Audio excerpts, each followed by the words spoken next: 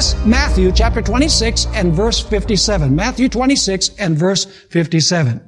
And those who had laid hold of Jesus led him away to Caiaphas, the high priest, where the scribes and the elders were what? Were assembled. Let me ask you, was his trial a religious trial or was his trial a political trial? His trial, first of all, was a religious trial. And by the way, it was a travesty in justice. Let me mention some of the things that they did which were against Jewish law. Number one, they employed false witnesses. That was forbidden by Jewish law. They had a trial at night. That was forbidden by Jewish law. They slapped Jesus before they pronounced the sentence against him. That was a violation of Jewish law.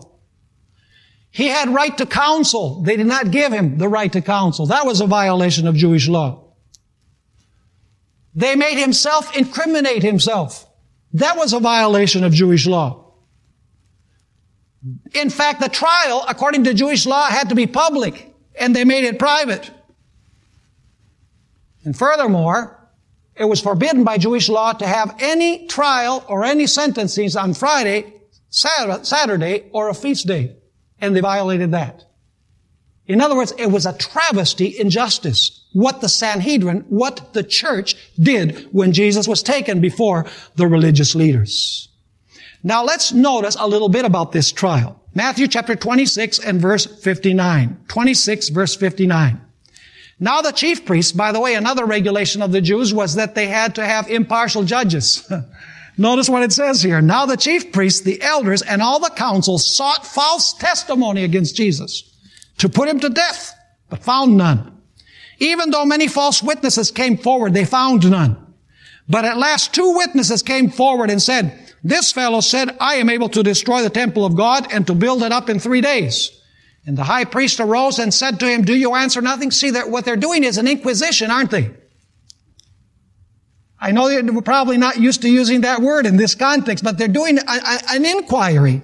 That's what the word inquisition means. Notice verse 62. And the high priest arose and said to him, do you answer nothing? What is it these men testify against you? But Jesus kept silent. And the high priest answered and said to him, I put you under oath by the living God. Tell us if you are the Christ, the Son of God.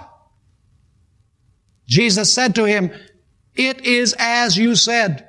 Nevertheless, I say to you, hereafter you will see the Son of Man sitting at the right hand of the power and coming on the clouds of heaven. And when Jesus said those words, immediately they pronounced the death sentence. Let me ask you, who pronounced the death sentence? Was it the civil power or was it the religious power? It was the religious power. The Inquisition was made in the church governing body. And the sentence of death was dictated in the church governing body. I want you to remember these details because we're going to come back to them when we talk about the beast and when we talk about the land beast. Notice what we find in Matthew chapter 26 and verse 66. After they did the inquisition, after they did the inquiry, it says, then the high priest tore his clothes, saying, he has spoken blasphemy. What further need do we have of witnesses? Look, now you have heard his blasphemy. What do you think? They answered and said, he is deserving of what? Death. Who pronounced the death sentence? The state or the church? The church pronounced the death sentence. They were the ones who did the inquisition. They were the ones who led Jesus to incriminate himself. But the problem is that the church of that day and age could not execute the death penalty. They pronounced the sentence, but the church as a church could not do it. So what did they do? They took Jesus to the political ruler of Rome. Notice Matthew chapter 27 verses 1 and 2.